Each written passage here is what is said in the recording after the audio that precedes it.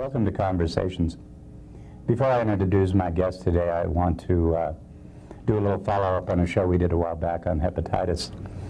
I knew nothing about it before I did the show and learned so much. And one of the things I did was to go to my doctor and say, was I ever tested for hepatitis B or C? He has been seeing me so long he didn't remember, and even if I was, it'd been so long that maybe I should be, so I was tested. Turns out I was negative, but he recommended that I might want to get the vaccine for hepatitis B because of the age and being HIV positive. And I haven't done that, but I'm bringing this up because any of you who saw that show, this is what you should do perhaps, or at least think about doing. And it's also a nice segue to introducing my guest, who is my doctor, Dr. Tom Roberts from the Western Montana Clinic. Tom, it's so nice to have you on the show. Well, Greg, it's really a pleasure to be here with you, and I doubt that it's too often you get to interview your own doctor on your own show, so I'm happy to participate in that. You're not my first doctor, though. I've had him before. Okay. My first question is, I've been having this pain, and Where's it? I couldn't resist. People really do that to doctors at social gatherings and things when they talk about Yeah, not uncommonly, but people are very polite in general. I have my home phone number in the telephone book, and people rarely call me up, and if I think they're bothering me, I'll tell them. You're in the phone book? Yeah. I assumed you were. If you want to give me a call, just look me up in the phone book and give me a buzz. It never even occurred to me that you would be. No, I am. Oh, you're right. So I try to be accessible, and in general, people are very forgiving of that, and only ask me if they've really got a serious problem. So you're more of a man of the people than I realized. Yeah, it's incredible. I'm calling you Tom today, but I must say that I try to show the proper respect in your office and refer to you as Dr. Roberts. Okay, well that feels good. Call me Tom. Oh, okay, for today. Yeah. Let's start with just some background on you. I kind of like to do that with people. You know, are you a native Montanan, that sort of thing? Sure. Well, I grew up near Philadelphia on the East Coast, married a woman who was in my medical school class, Lindsay Richards, who's an obstetrician here in town. You may know that. We did our training in Philadelphia with the expectation that we would come to the Northwest once we were done our training. I'd spent some time here years before medical school, and when we were in medical school we traveled to Alaska together, and so we enjoy the outdoors. We like to hike and raft and ski. It's a big one. So we moved here 20 years ago. I've been in Montana, in Missoula, for 20 years. We have 2 children. Our oldest is in Berlin, where she's been studying German and the German union system for the last year. She's coming home tomorrow for a month, and our youngest is about to enter his senior year at Hellgate. Oh, I didn't realize. I knew you had the older one. I heard something about her being an activist and getting involved in some kind of demonstration, or... Yeah, she's always involved in something. Her big thing, her first year at school, was she got very involved and is very involved in the sweatshop issues, how multinational corporations in foreign countries deal with their workers. And it turned out that the university she was going to was not particularly supportive of the kind of morals and codes that the multinationals should live by, she thought. And since they were getting some of their clothing from these multinationals, they felt like it was appropriate for the university to make a statement. The university did not make a statement, did not come to the support that they thought, and so she and a group of 12 other people took over a room in the right next to the president's office at the university. And actually, it was very successful. They not only got what they wanted eventually from the university, but also galvanized the whole campus and really politicized the issue. And she was on NPR for that one. Oh. I got a call from my father and from some people on the West Coast who had heard her talking about the takeover. But that's, one of the things she did. She was Sounds like you're pretty proud of her. arrested. Oh yeah, if you get me talking about Yeah, her, we that's won't right. I have was anything else to cutting talk in there. about. But I will say she was arrested her first week in Philadelphia for protesting the death penalty there too. So she's done real well. I had said before the show that we might not go there, but it seems a perfect time to talk about the fact that you are a Quaker. Right. And I bring it up because in terms of social issues, it sounds like you're very proud of your daughter doing that sort of thing, which some parents might not be. Is that tied in with your Quaker background? Well, Quakerism has evolved into it probably always has been, but even more so now in the last 50 years, 100 years, it's been a socially active religion. And although I must say that at our gatherings, our meetings, we don't sort of sit around and plot social action, many of the people who attend Friends meeting, Quaker meeting, are politically and socially active, and it's a heritage that I was brought up with, and one that I think the Quakers have continued. Conscientious objection, social action for various issues. They were ahead of the rest of the country on slavery, I believe, Yeah, and ahead on women's rights, Yeah. and have been that's true. I mean, it's been a ahead on long gay tradition, rights. right? I got a rather irate letter some years back when I made a statement that the Unitarians and the Congregationalists were the only openly gay tolerant religions in the area, and the Quakers. Some Quaker invited me to come, and Quaker meeting, but I had it wrong. Right. Well, one of the big issues that was debated for many years in our regional meeting was whether or not the Quaker meeting should be allowed or permitted to sanctify marriage between same-sex couples. And I think eventually decided that they would do that. So that's been not a burning issue recently, but one that was openly debated and discussed, and came to that decision. I want to get back to your being a doctor, but I do want to stay on this Quakerism a little bit because I know so little about it. Is it true that you have meetings where people just sit until someone gets inspired and they talk? If I got that wrong? Well, one of the basic tenets of Quakerism is that we don't need somebody else to interpret the Word of God, that we're all capable of listening to God, that we all have some connection with God within, and that the formalities of some of the other churches might stand in the way of that direct connection and direct contact with God.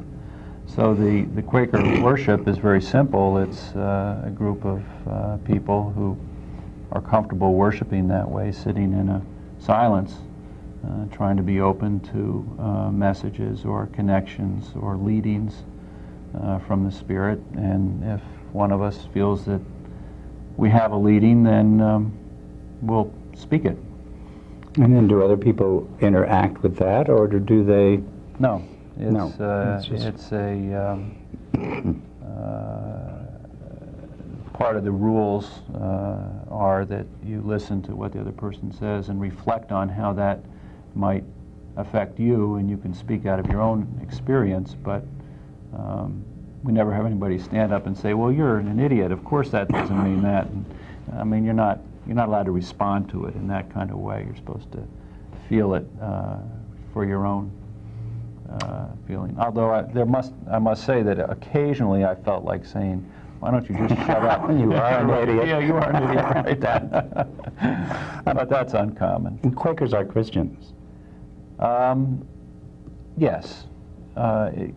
Quakerism comes out of the Christian tradition, and Christian values are are central to Quaker beliefs. Not everybody believes that Jesus is the only messenger from God, and so we're not Jesus-centered or Christ-centered in that sense. But I'd say Christian origin. Certainly George Fox, who founded the religion, was a Christian and an evangelicist. Evangelicist? I think that's the right word. Gelicist? Well, yeah. Whatever Okay. the word is. You know, the Quakerism in the United States has a broad spectrum. I'm ashamed to admit it, but Richard Nixon was a Quaker. Came from a Quaker church in the Midwest, or actually California maybe. Yeah, West California. But there are Quaker churches that are evangelical in their sermons and in their process, and there are Quaker pastors who lead Quaker churches. There's unprogrammed friends, which is what I'm part of, and then there's programmed friends. And in general, the programmed friends you would find to be evangelical and more conservative than the unprogrammed friends. Are the churches independent? Mostly independent, meaning the two branches?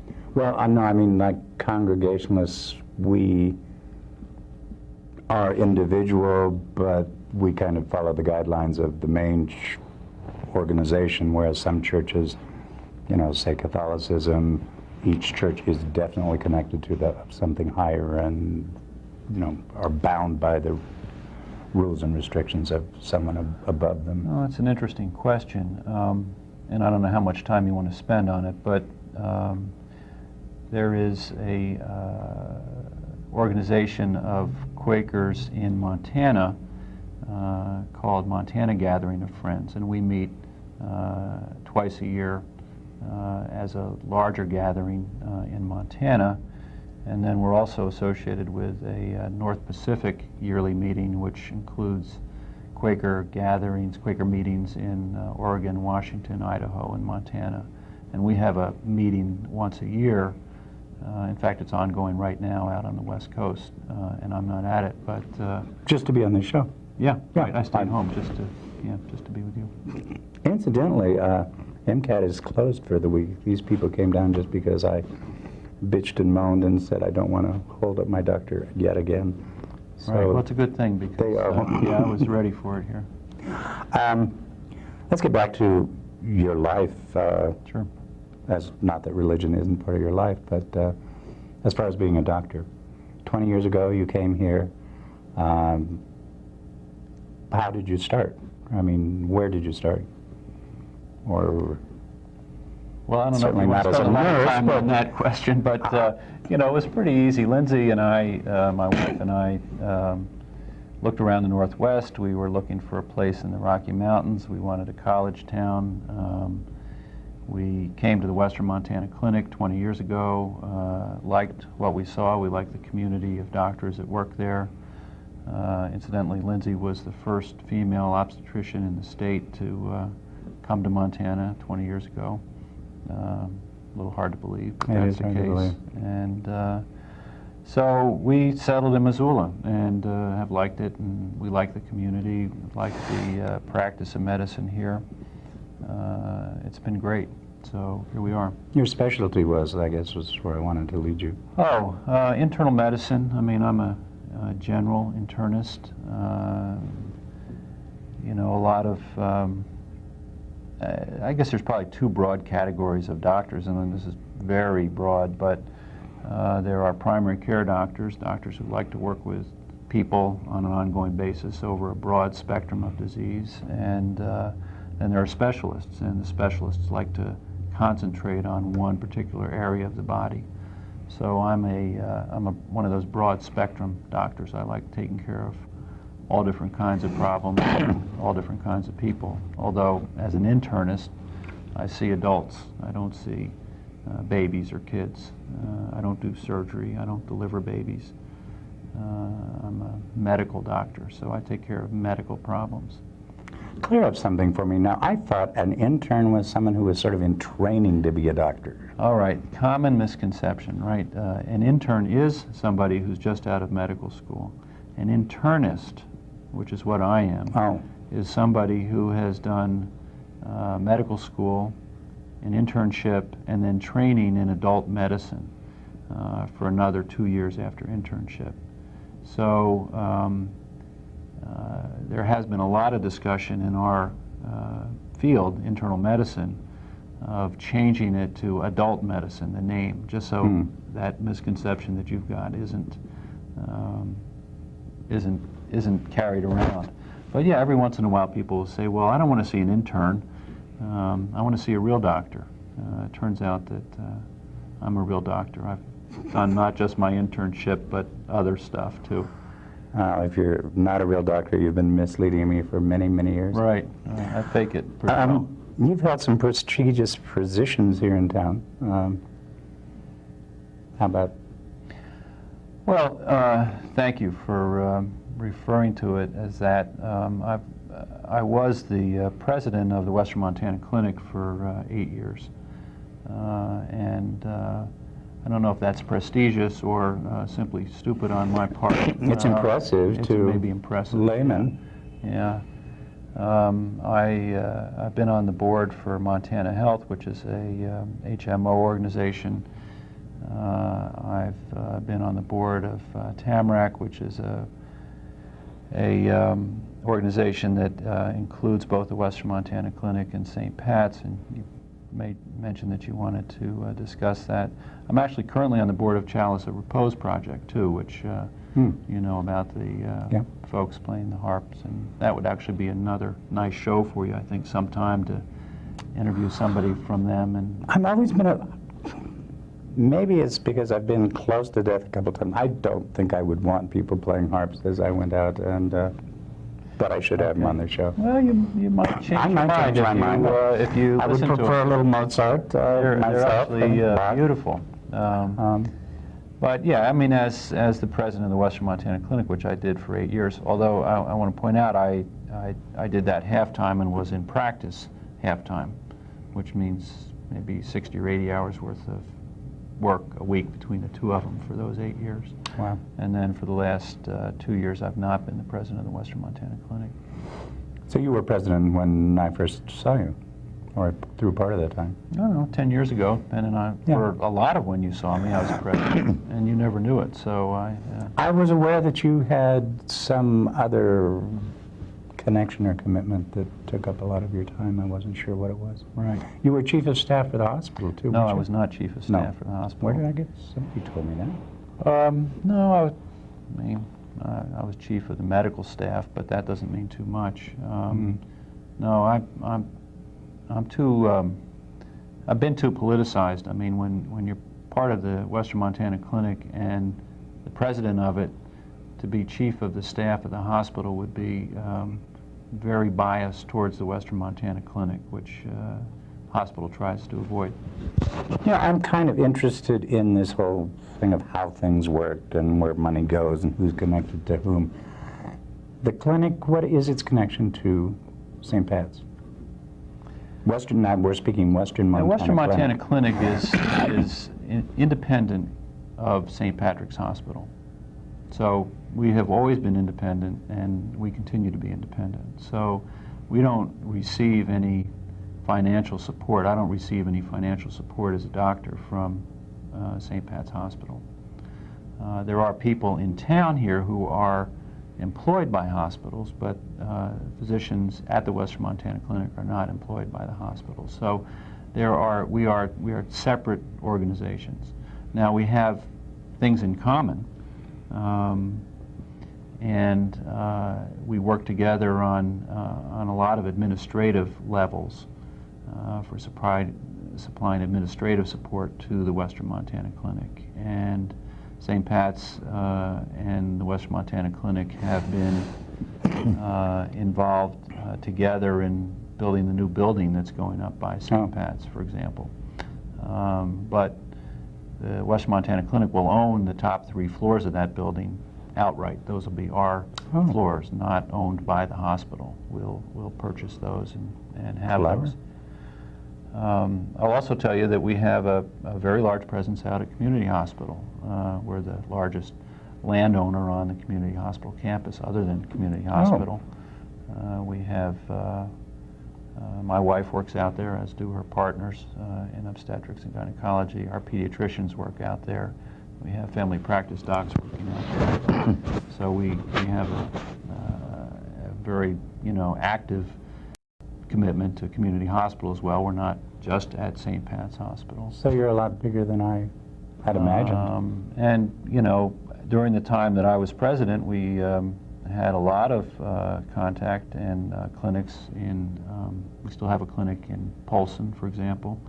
We have one in Arlee that we work with. We have one in Frenchtown that we work with. We have one in Sealy Lake that we work with. And we had one in Salmon that we worked with, and also Dillon. So Wow. the Western Montana Clinic is a large organization. It's not just confined. Well, to then one area. Western Montana means something more than just Yeah, right. Western Montana and than a nice Northern name, Idaho until we left. for something in Missoula. Right. I had Wayne Chamberlain on a couple of weeks ago from Blue Mountain Clinic. Mm-hmm. Now, he's independent of the hospital, but it sounds like you may be independent, but you work more closely with the hospital, or Yeah. Well. you have a corridor that connects them, or used to anyway. Yeah. Well, we're going to be right next to the hospital. I mean, Mm. once we have our new building into it, which, by the way, is going to be very nice. You're going to like it, I think. Although you may wonder how much it costs when you walk into it. But I think the time, at least in Missoula, and I think mostly around the country, of the independent medical doctor who has his office and is unaffiliated with anybody else has long since passed. If you look in Montana, for example, you will see in most communities that physicians are in some way affiliated with the hospitals that they work with.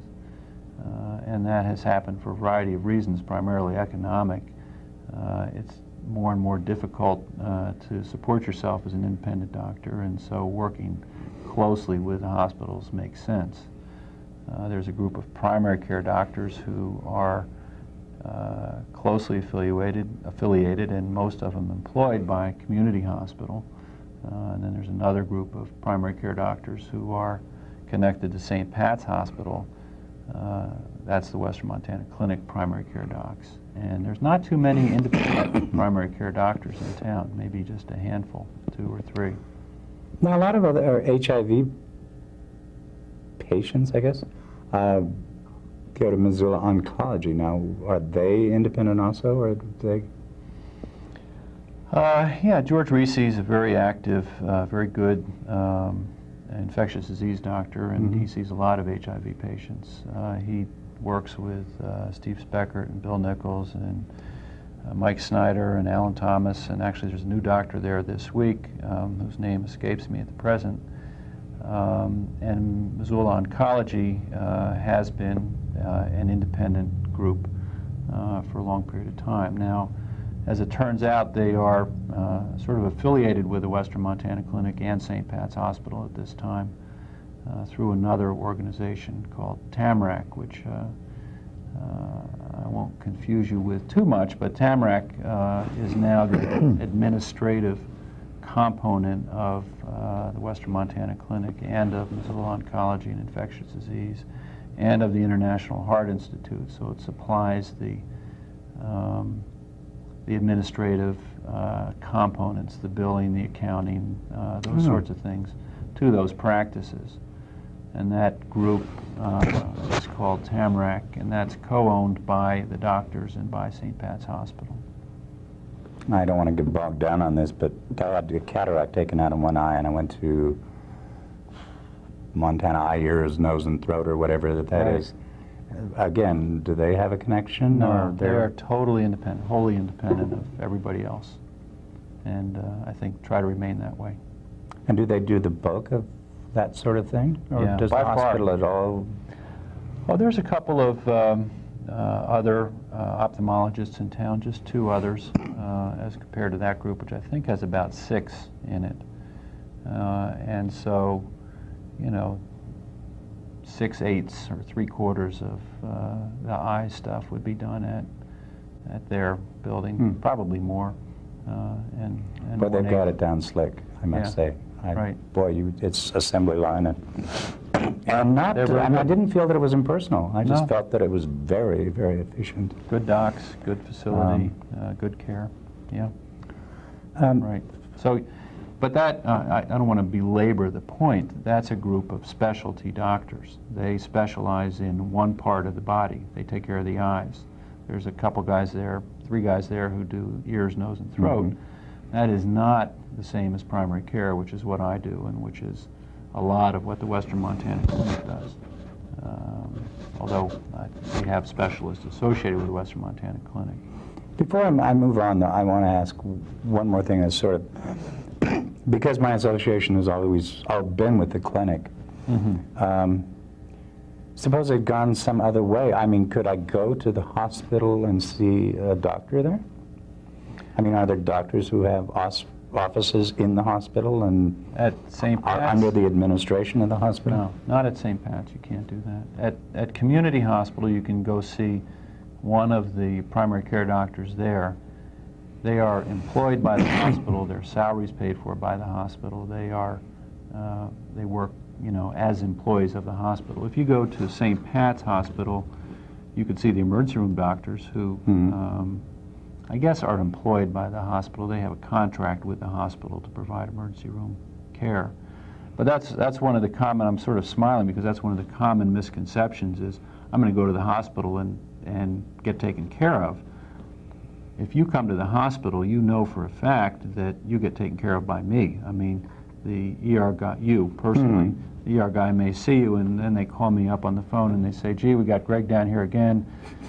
He's not talking and his side hurts and he needs to come in the hospital. They call me up and I say, great, let's put him in, and then I assume care of you. So there's not somebody in the hospital who is employed by the hospital who says, okay, I'll take care of Greg, and when he's done, I'll give him back to Tom Roberts to take care of. And when you're out of town, Yeah, there's a specific person like Lakatua or... Yeah, one of my partners, the 3 other people that I work closely with will take care of you, right? So, I had a friend recently whose mother had massive symptoms or some such thing, getting a message.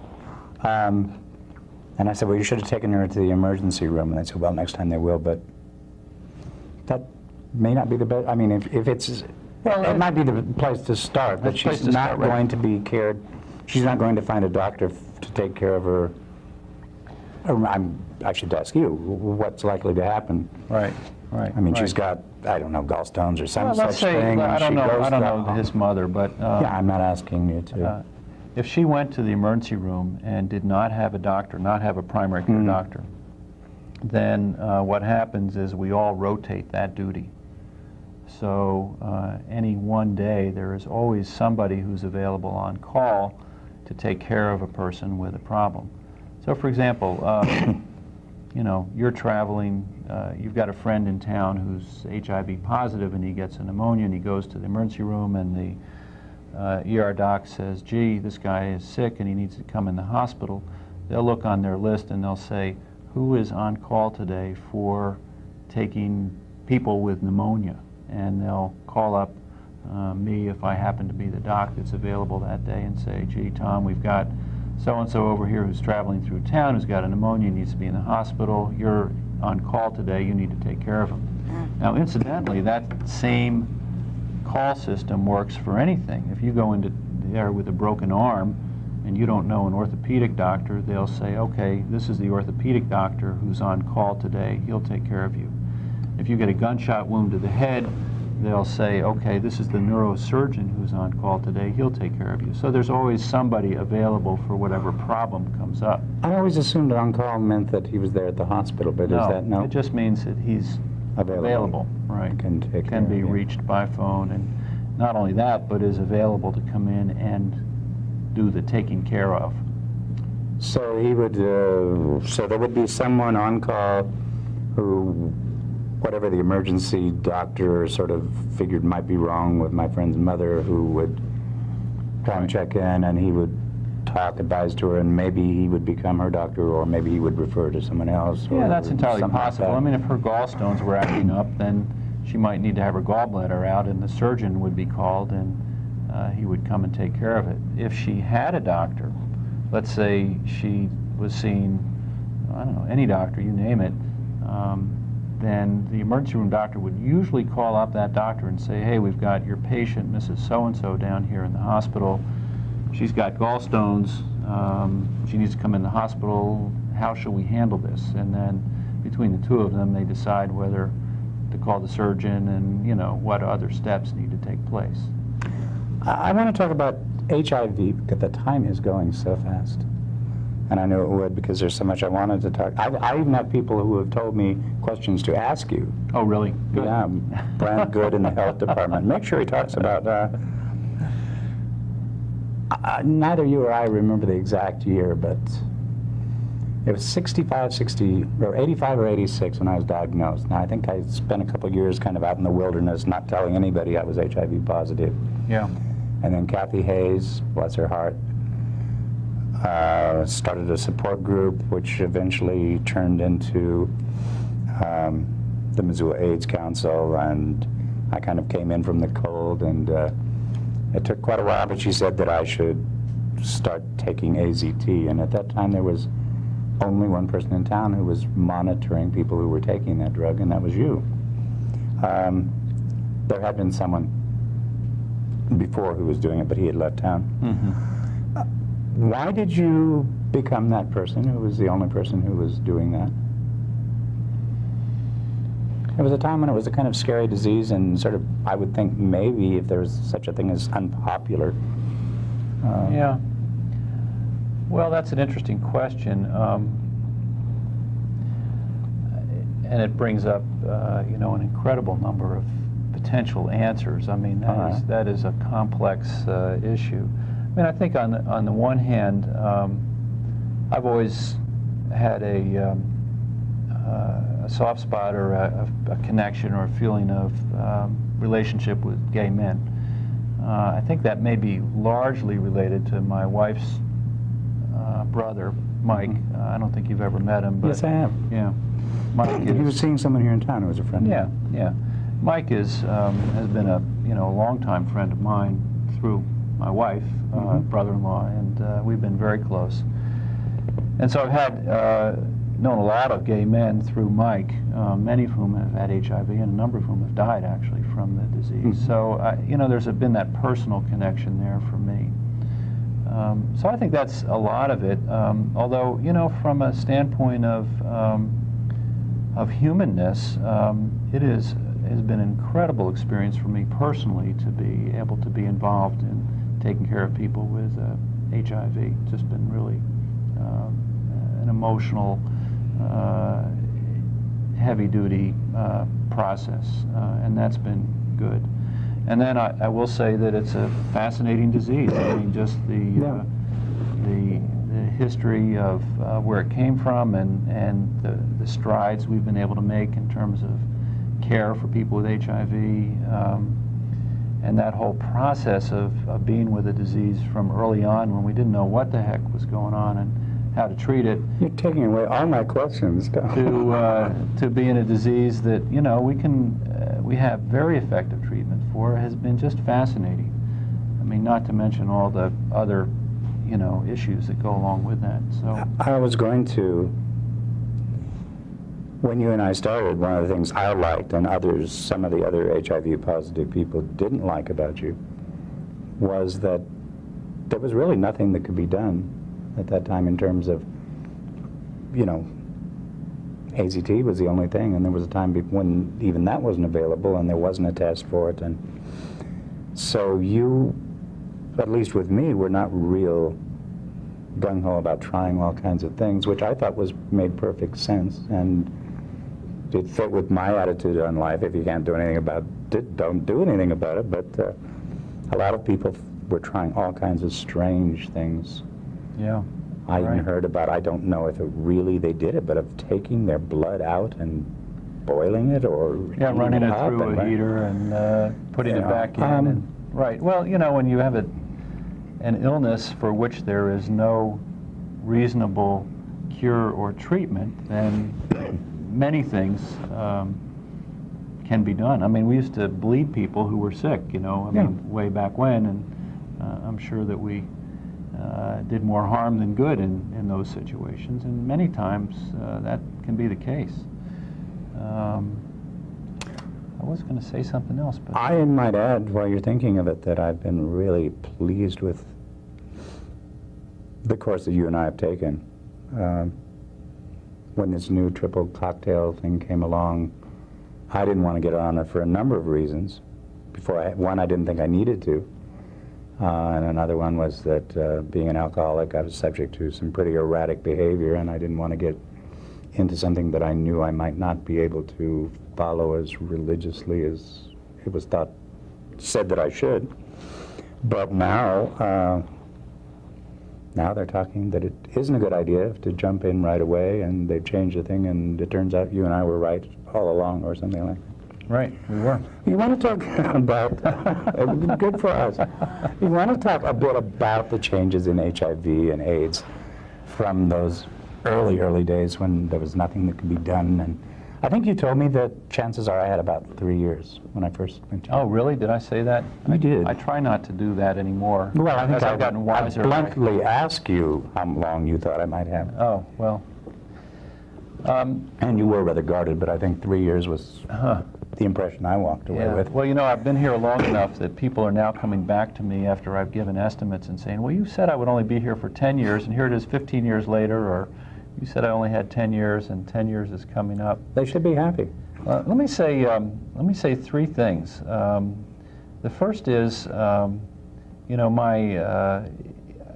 one of my major areas of interest is geriatrics. I take care of a lot of older patients, and as I didn't expect that I was going to do that when I came here, you know, 20 years ago. It just happens that I get along well with old farts, older people. And some of us just get older. Some of us just get older. But one of the tenets of taking care of old people is the less medicine, the better. And you really need to know that they need to be on a medicine to give it to them, because the medicines cause problems. And so my natural tendency, and maybe this is why you and I got along, is, you know, if I think a medicine is not going to be helpful, then I won't recommend it, and I'll do my best to reduce the number of medicines that somebody's taking. So that's sort of the first thing that I wanted to say. The second is that HIV is very variable in different people. I have one person that I look after with HIV who has, since the time that she's been infected, and that's been close to 10 years ago now, never had detectable virus in her blood except when she gets sick with something else. Woo. She runs a viral load of, you know, undetectable. One time when she was ill with a bad virus, it bounced up to, you know, a few tens of thousands, but rapidly went back down by itself. And her helper cell count has always been greater than 500, usually above 600. And that has been without any therapy at all. You personally are also on the extremely lucky side of the equation. Your helper cell count has been quite stable over many years, and your viral level has been at a relatively minor level for years and years as well, with therapy that is probably ineffective. I mean, I would never have you stop taking it because you're doing well. I've often wondered whether it really... Right. I'm not sure that the AZT and the lamivudine that you've been on for so many years really is having much of an effect. But for some reason your body is controlling the virus by itself. Just as in this woman I was mentioning, her her body is controlling the virus by itself. So you need to tailor therapy based on the individual person. So what you're doing, I would not recommend to, somebody whose helper cell count is 50, as the person I saw today's helper cell count is, with a viral level of 70,000.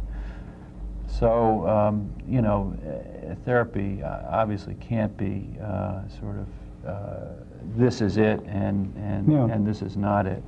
But in general, most people who get HIV infection are going to see a gradual loss of their immune function over a period of years. If I said that you were going to lose your immune function over 3 years and die from it, I was probably basing it on what most people would do. Mm-hmm. And it turns out now, of course, as you've alluded to, that we have incredibly effective therapy, and I say incredibly because of all the people that I've seen die from HIV who we had no effective therapy for before.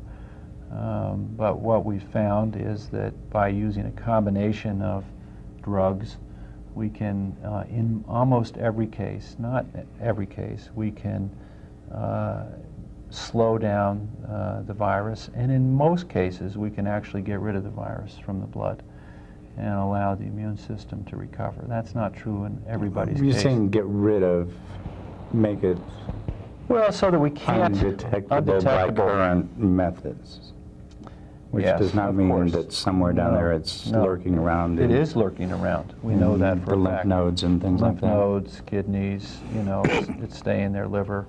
But in terms of circulating in the blood, we can, in most situations, maybe 2/3 of the time, get it so it's undetectable. And that allows the immune system to recover, and that allows those people to resume normal lives. I mean, resuming normal lives, meaning they're taking umpteen pills a day, although we're getting better at that too. But I will point out that there are a number of folks that doesn't work on, and people who fail the cocktail that we use and need to go on to other medicines. Nevertheless, even though they may fail, they tend to do real well. And people that have very bad immune systems that, 3 or 4 years ago, I would say they're going to die, have continued to do well for years, even though their immune system is not good on this cocktail. How are we defining, I should know this, but I don't. How are you defining AIDS now? I remember at one point it was, if your T cell count went to 200, you had AIDS, and mine slipped once under 200. I became automatically an AIDS case that day, and right, and then it went back up. It never went down. Right. How are we defining it now with all this variability? Well, the question doesn't make much sense, does it? I mean, somebody whose helper cell count is 198 or 99, by definition, has AIDS, even though they can get on medication and have their helper cell count go back up to normal and have the virus disappear and never have any symptoms really at all of the disease. They still, by definition, have AIDS. So I don't use that terminology. I mean, I don't think in those ways anymore. It used to be that that had a lot of meaning when we didn't have any effective therapy. If we had no effective therapy and your helper cell count went under 200, then you could predict that in a few years that person was going to be dead, because there was no way to keep that progressive loss of immune function from continuing. So it had some meaning to say you've got AIDS and some predictive value. Because there was a standard pattern. Yeah, standard down. I mean, it might be 6 months, it might be 3 years, but it was going to be down. Right now, with the therapy that we have, it's not that downhill slide. It can be down. In fact, I've had some people with helper cell counts of 10 or 15 who now have normal helper cell counts since we've gotten this cocktail together, and have undetectable virus and are functioning completely normally. And in fact, you might think about having one of those AIDS survivors on here sometime and just saying, you know, how does it feel? I mean, you were fixing to die and getting pretty close, and then all of a that sudden, was so dramatic. you've got a life raft came, and here you are. Now you're normal. So, I mean, that's an amazing transition, and that's sort of what happened to us, you know, in terms of taking care of these patients. I mean, we were at a point where we would see somebody with viral infection and low helper cells, and we'd say, you know, this is going to be bad news, and it's going to be difficult, and it's going to be tragic, and this person's going to die. And then all of a sudden, having the ability to just sort of turn that around and not see that death, that's probably been one of the most, if not the most satisfying things in my medical career to this point, has been that change. I don't know if I've ever told you, but, well, you've seen me through all my drinking, the times I wound up in the hospital. And one time I started drinking because, not because I was depressed, but because the news had come through that they had been able to take the viral load, or had been able to make it undetectable in the lymph nodes. And I really felt that we had turned a corner and that it was going to end not with a bang, with a whimper. And that was when I decided that AIDS had not been cured or anything like that, but that was significant enough to say we're on the other side of the mountain or whatever. Do you agree with that, or any reflections on that, or? Oh, You think we're going to get a cure? You know, the cure is going to be an effective vaccine. I mean, that's the cure. And certainly on a worldwide basis, you and I are well aware that we are doing anything but curing this disease. I mean, yeah. With lots and lots of money and incredible resources and fancy drugs, we can sort of hold it at bay for a while.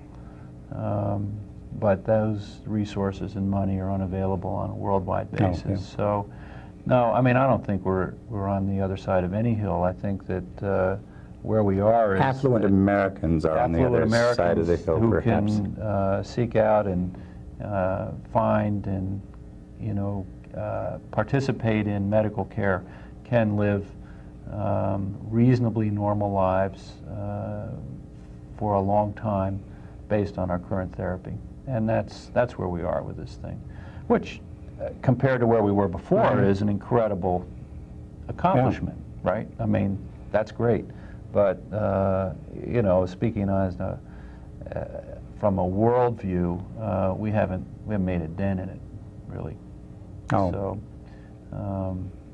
you know, I think the cure to AIDS will be an effective vaccine when and if that's discovered, and we can begin to vaccinate the people of the world that can't begin to afford the kind of stuff that you and I are sitting here talking about. But a vaccine prevents the disease in people who don't have it. Right.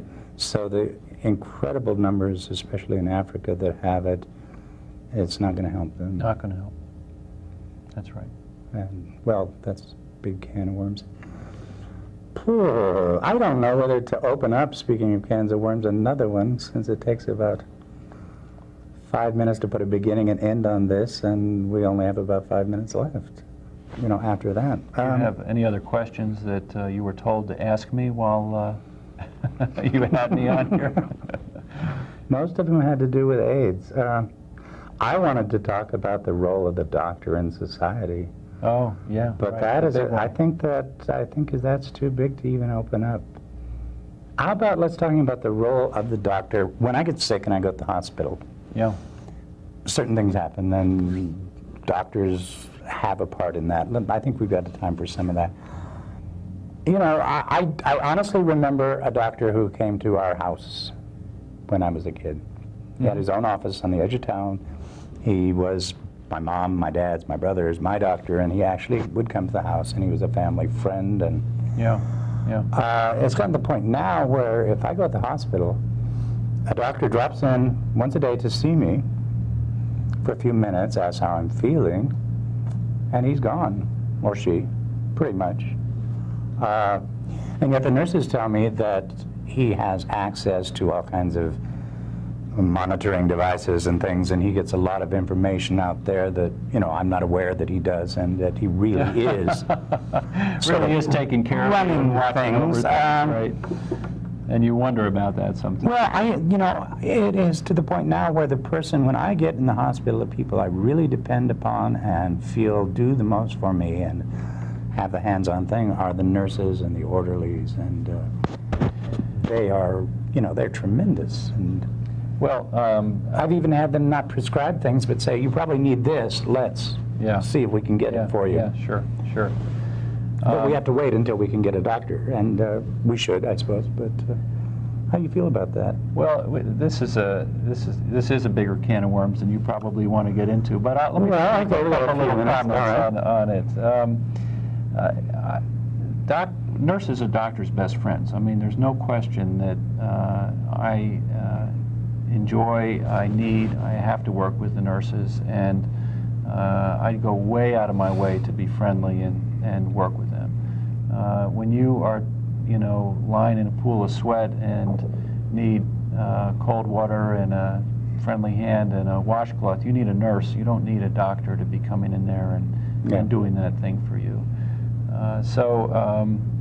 I think that most of the care of illness is actually not by physicians. I mean, it's mostly by people themselves, and if they need a little extra help, it's by their family, and if they need more help than that, it's by the nurses, and if they need more help than that, it's by the nurses and the respiratory therapists and the orderlies and everybody getting together, and that most care, nursing care, taking care of the sick is not a physician's responsibility. That's not what I do.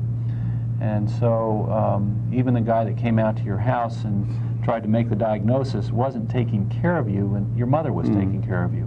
And all he was doing was saying, well, gee, I think she was pretty good, come to think of it. Right. You ought to give him some Tylenol here and, maybe make him drink some chicken noodle soup and he'll be better, or maybe there's more to it. They need the antibiotic, and this is how you give it.